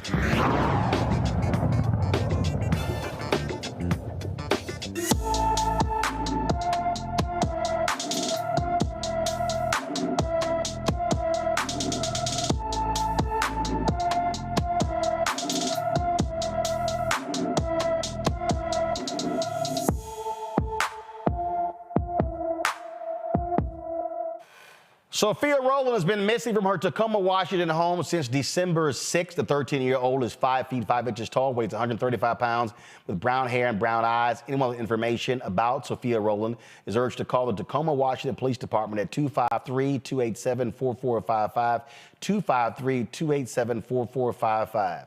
A 2023 job market ended better than expected. December's jobs report showed employers adding 216,000 positions for the month, and the unemployment rate held at 3.7%. The black unemployment rate dropped to 5.2%. The black male rate dropped nearly 2 points to 4.6%, while women remained at 4.8%. The jobs report brought 2023 job gains to 2.7 million, or a monthly average of 225,000, down from 4.8 million or 399,000 a month in 2022. That's more than 14 million jobs added since President Biden took office, the most of any president in any term. I must say, Michael, all the folks who were yelling recession, recession, recession, I swear we heard that for 15 months, didn't happen. And also, inflation is now at pre-pandemic levels. Oh, didn't they say Bidenomics was never going to work? Yeah, they said Bidenomics was never going to work, and some of those same people are the ones who are supporting Donald Trump. They're some of the same ones who helped to orchestrate the insurrection, and try to overturn election results in the House of Representatives. People like Mike Johnson, House of Representatives Mike Johnson, Republican from Louisiana. So I find it very interesting that the same people who root for America, for the American economy to fall, are some of the same people who are embracing authoritarianism and supporting Donald Trump. Okay, so these people have to be defeated November 2024. But this is another good jobs report. You know, I get a kick out of these stuck on stupid people, Kelly. I got some fool, Vincent G, or here comes Rolanda caping for Biden. No, it's called facts. It's actually called facts. And see, what you have here are people who, Inflation Reduction Act. Oh, Republicans yell, that's not going to do anything for the inflation. It did. It did. And so make up your mind, okay? You can't give Trump credit for jobs, but then say, oh, no, they don't count for Biden. You can't say, oh, wait a minute, black unemployment was this under Trump, but it's lower under Biden. No, Biden got nothing to do with that. Make up your mind. Well, they can't make up their minds because they go where the propaganda and the lies are in order to feel relevant in discussions like this. The fact of the matter is, the Inflation Reduction Act is doing its job. The fact of the matter is, the jobs report have consistently been positive for the duration of Biden's administration. The fact of the matter is that everything regarding recession, regarding fear, is just that. It is fear. It is fear mongering. It is propaganda pushing, because the agenda is that they don't want Biden in office. And if Democrats stay on the ball and keep the narrative of what Biden administration has been doing, what legislation has been able to do, we will have a positive 2024 election. And that's all I can ask for at this moment, because it's not even about getting better. We need to stabilize in order to get to better at this point. You know what? This was real interesting here. This was a conversation on CNBC, because, Matt, all we kept hearing, the economy is awful, the economy is awful, the economy is awful. Listen to this. 36 months of job growth. Right. I think 20 plus of sub 4% unemployment as we stay at 3.7. Yeah, I mean, it's 2.7 million jobs added in the full year. It's just it's a great economy, and there's nothing you can do about it. It's a great economy. Okay, so and Matt, that's what I'm laughing about. There's nothing you can do about it. It's a great economy. Isn't that what we want? Yeah, it's exactly what we want. And it's funny we're talking about this today because The Atlantic did a podcast episode called Why a Good Economy Feels Like a Bad One. I haven't listened to it yet, but my understanding is the premise is that the metrics show that the economy is doing well, but the sentiment in the country is that the economy is not doing well. And to Kelly's point, I think some of that is the natural byproduct of propaganda, but also people, frankly, not knowing how to evaluate the actual metrics and buying whatever echo chamber version of the economy being good or bad they're being presented with and not looking at the numbers on paper. What I did think was interesting about this, though, is part of this boon was 52,000 new government jobs. And I'm wondering what the phenomena is behind why that would happen in December. I would see that maybe with retail or somewhere else, but I thought that was an interesting metric. But I think this is a good thing. And, once people recognize that it's actually a good thing, then we can settle into some of those fears being allayed. But see, here's the thing here, Michael, and this is what people have to understand. First of all, if all you get from the right wing is doom and gloom, and I need people to understand that Fox News ranks as one of the top cable networks, not cable news networks, top networks. So now you're getting that constant drumbeat, awful, terrible, bad, sucks, awful, gas prices too high, food too high, eggs $10 a dozen, constant, and then the conservative radio, and then all of a sudden, then when you watch stuff, the television shows, send a reporter out to a gas station to show when gas is $5 a gallon. Oh, gas dropped to $2.79. Don't send a reporter out. So when you have that, it's constant deal. And remember, I swear, for at least 15 months, every day, recession. Remember, Jamie Dimon, JP Morgan, Jeff Bezos, Amazon, Goldman Sachs, they were all saying, recession's coming. So what happened? Amazon cut, Meta cut, Facebook cut. All of it, they start cutting. Here comes a recession. It never came. Exactly. That's the propaganda of the media. And for Republicans, basically their number one news source is Fox News. So they're listening to this doom and gloom on Fox News and they repeat it. Then it's reinforced by white conservative, right-leaning talk radio. Okay. So once again, this is why facts matter. This is why the Black Star Network matters. And I would encourage people to read this document, fact sheet, how the Inflation Reduction Act helps black communities. It's at whitehouse.gov, and it goes through and it shows you how the Inflation Reduction Act that no Republicans in the House or the Senate voted for, and the only reason why this bill passed in the Senate is because Vice President Kamala Harris was the tie-breaking vote. Okay? Because the vice president presides over the Senate. This is why this passed. It talks about lowering prescription drugs. It talks about diabetes drugs. It talks about climate change and dealing with energy, things like this. And climate change, it combat climate change and lower energy costs. It takes you through step by step and shows you how the Inflation Reduction Act that no Republicans in the House or Senate voted for are helping the African-American community. So if Republicans say they're so good for African-Americans, where are your policies? Where are they? Show them to us. And why didn't you get any of them passed in the House of Representatives in 2023 when you only got 27 bills passed in the House? You didn't even get a budget passed in the House. We're on the second continuing resolution. The government could shut down possibly in February if they don't pass a budget. Okay? So game recognizes game. Proper documentation ends all conversation. The thing here for me, Kelly, and I love these people. Man, you just out here, you just in their pocket. Man, they're your handlers. I mean, what are you doing? Because I'm paying attention. It's because I'm not dumb. I also know how to read. Now, am I denying the reality if there are people in the country hurting? Absolutely not. But if I'm correct, because I know I am, because we covered it, during the budget negotiations, the Republican Party literally wanted to slash food benefits to 80% to women and children. 80%. For all y'all out there who act like the $132 billion in student loan debt was forgiven, that wasn't a big deal, guess who wants drastic cuts to Pell Grants? Republicans. Guess how most black kids go to college? Pell Grants, financial aid. What the hell do y'all think is going to happen if they get control? Mike Johnson right now is fighting the Republicans in the House because they want to completely restructure the Farm Bill because that's the SNAP benefits.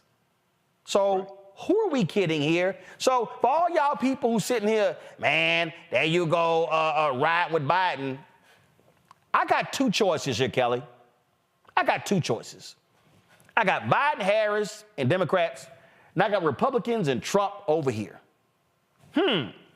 Which one of those folks is probably going to do something for regular, ordinary people? Now, let me be real clear. I could be like a whole bunch of these conservatives, like, that's not my tax bracket. I'm good with those tax cuts. But I know damn well it hurts our people. Here's the thing. Like, I mean, all I can do is echo the sentiments that you just stated. What I find even more ironic is that the people who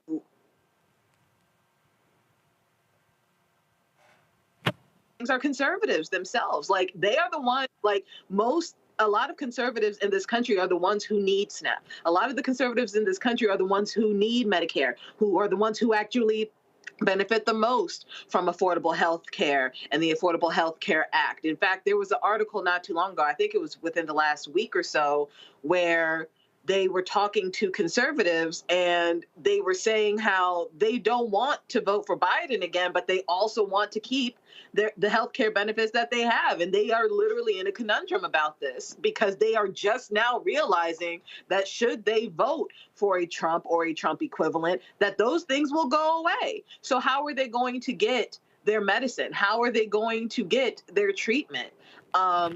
It is fascinating to me, the cognitive dissonance between what their ideology is and who's actually helping them.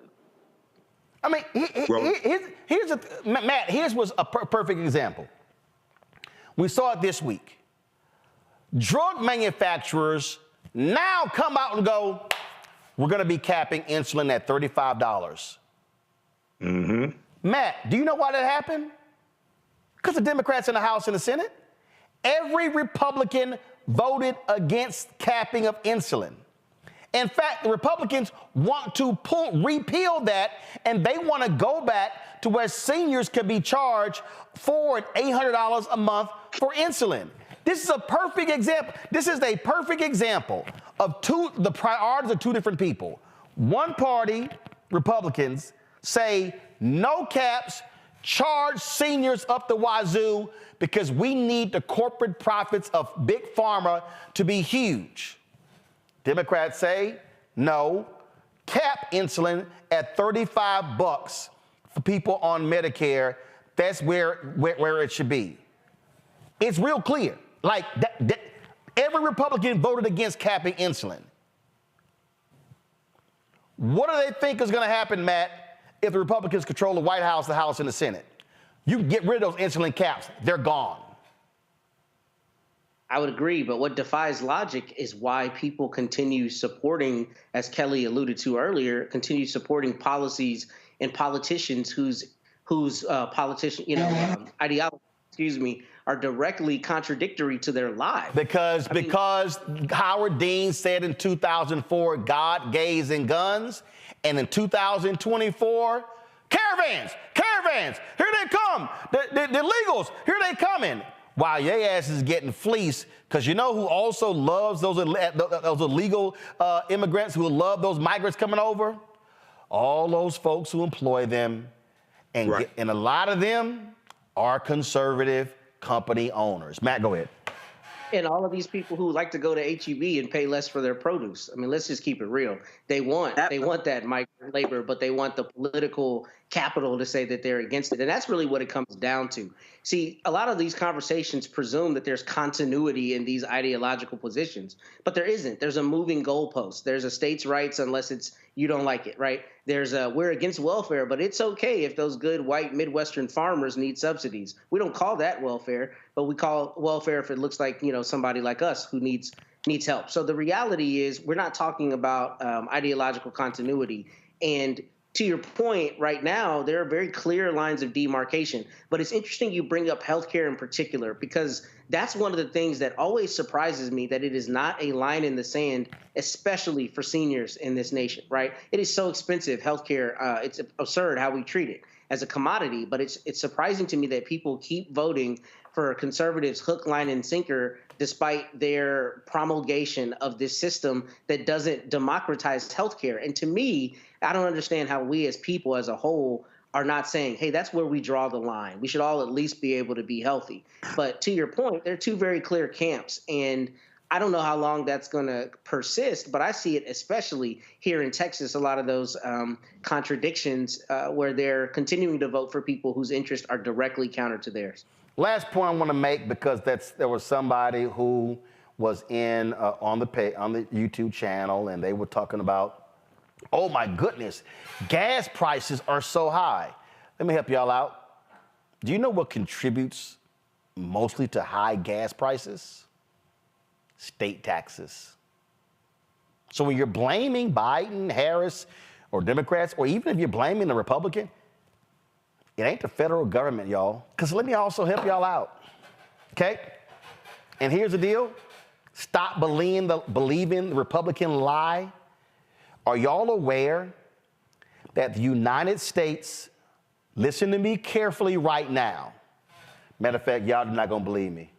I'm just going to type this in. U.S. produces record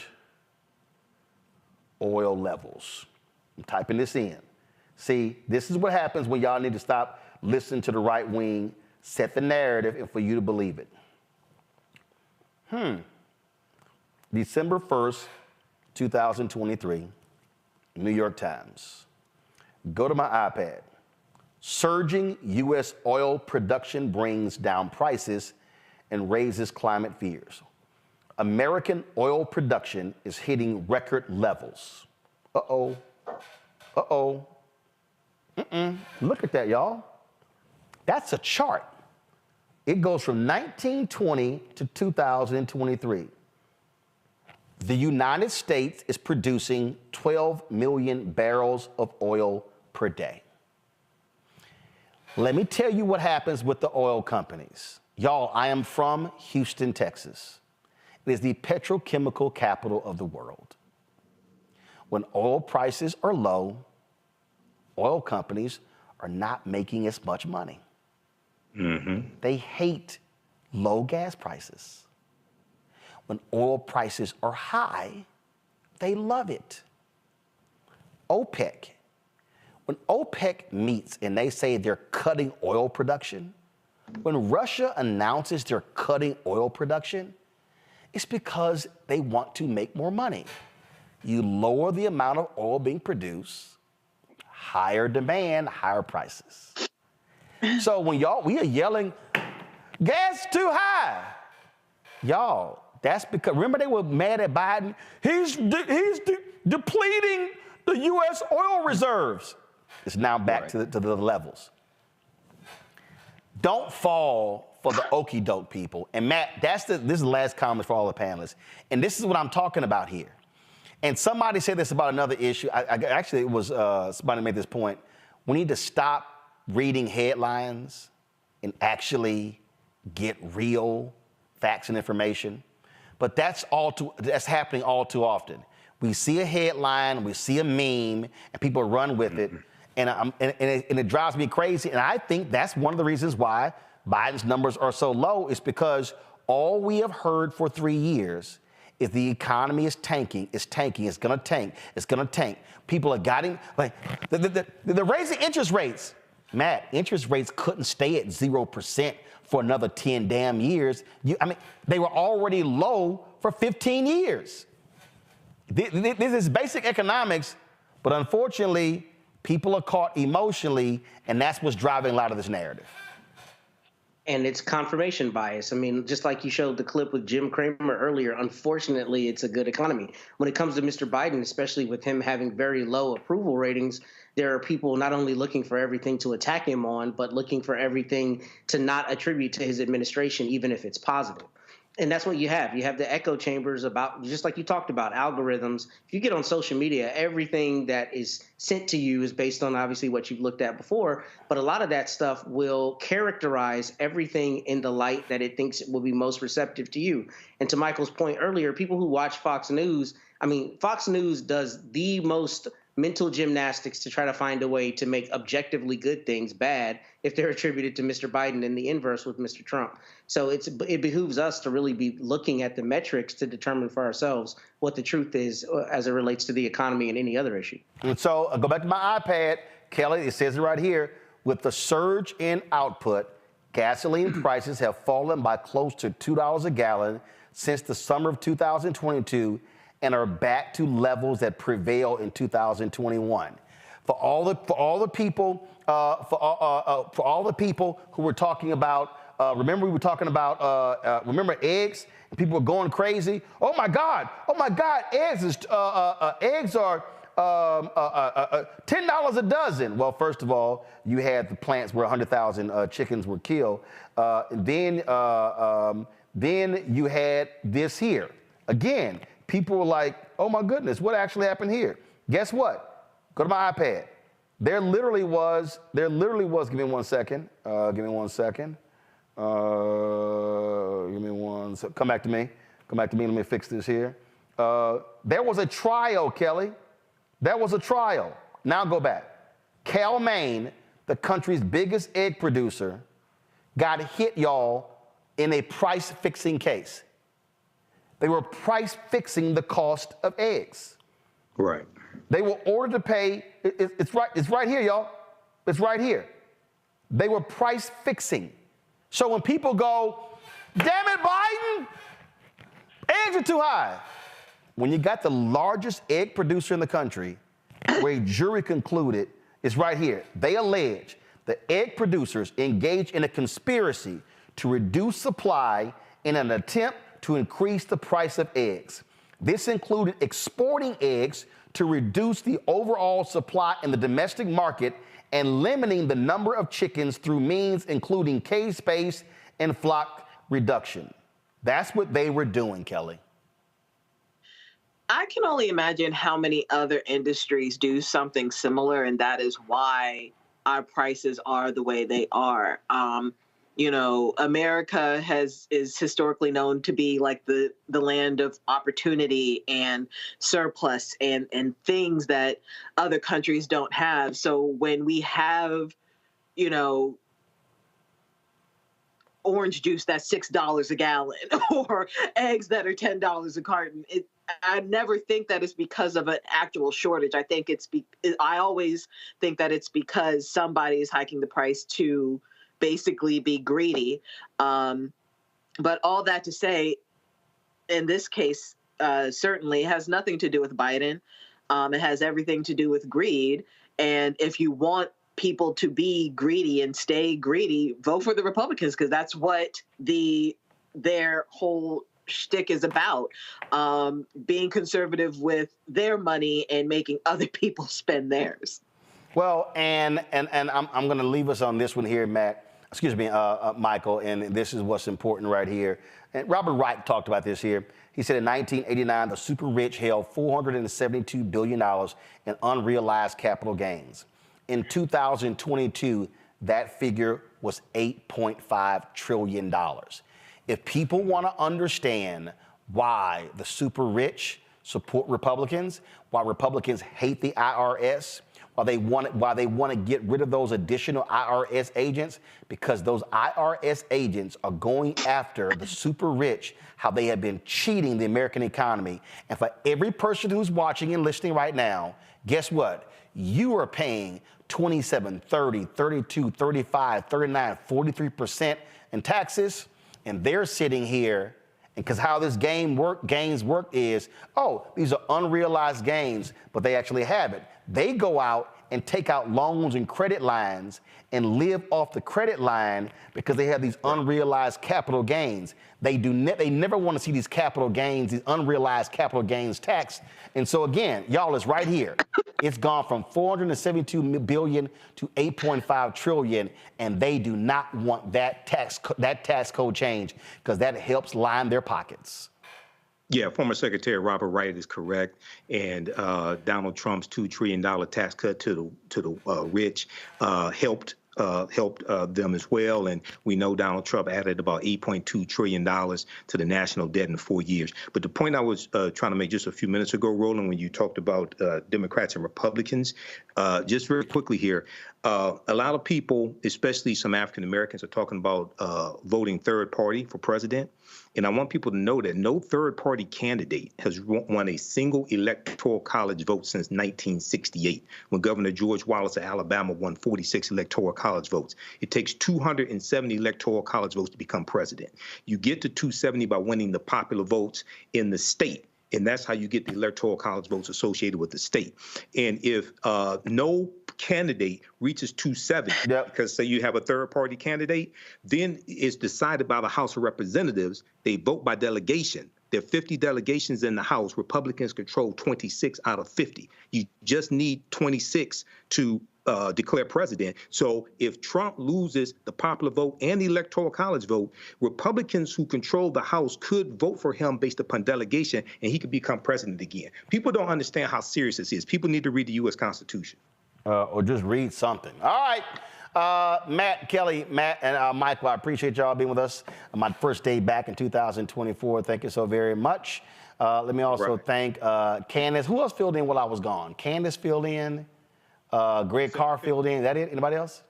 Anybody else filled in? Michael, calm down. Michael, I got you. Calm down. I'm asking Carol. Chill out. Like, he will let me. I filled in. Okay, I got you. I'm getting to you, too. That's why I asked Carol. So let me thank Candace, Greg, and Michael for filling in while I was on vacation, folks. Actually, it was the longest vacation I've ever taken. I've never taken 2 weeks. My longest before was 10 days. So I needed to chill, unwind, because it's going to be a crazy 2024. All right, folks, that's it for us. We appreciate you watching the show. Don't forget, support us in what we do. We are out here doing what's right. We're not dealing with lies. We're not dealing with all this other silliness. We're talking about facts so you can understand how this world impacts you and affects you. And so please, your support for us doing this is critical. So join our Bring the Funk fan club. We set this up because when we launched this show, September 4th, 2018, I did not want to charge a subscription fee. I did not want to go to Patreon and only say donors can watch this content. Now, some people have done that. They made lots of money. I wanted this content widely available to the masses, and that's why we do what we do. And so we're not charging for it. We make our money off of advertising. We make our money off of your donations. That's just straight up fact. That's how we make our money. And so when you support us, when you send that check, a money order, when you sit here and donate via Cash App, PayPal, these platforms, I'm telling you right now, it's huge for us. The money that you have sent has paid for television screens, has paid for staff, has paid for travel, has paid for cameras, has paid for stuff getting fixed. And so everything in here, I launched this with $350,000 of my own money and one sponsor, and we built this, but we can't, and again, our costs are $195,000 a month for everything. All shows, all producers, all staff, all freelancers, rent, you name it. That's what the costs are. The costs are real. And so that's why we ask for your support. Our goal is very simple, to get 20,000 of our fans contribute as much as they want to, as less as possible. As long as we get to that $1 million goal, that's really what our goal is. And so we said, hey, if 20,000 of you contribute on average $50, which comes out to be $4.19 a month, 13 cents a day, then we hit that $1 million goal.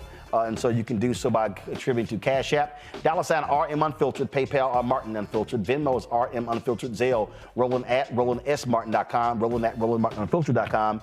Again, P.O. Box 57196 Washington, D.C., 20037-0196. Folks, I'll see y'all on Monday right here on the Black Star Network. Ho!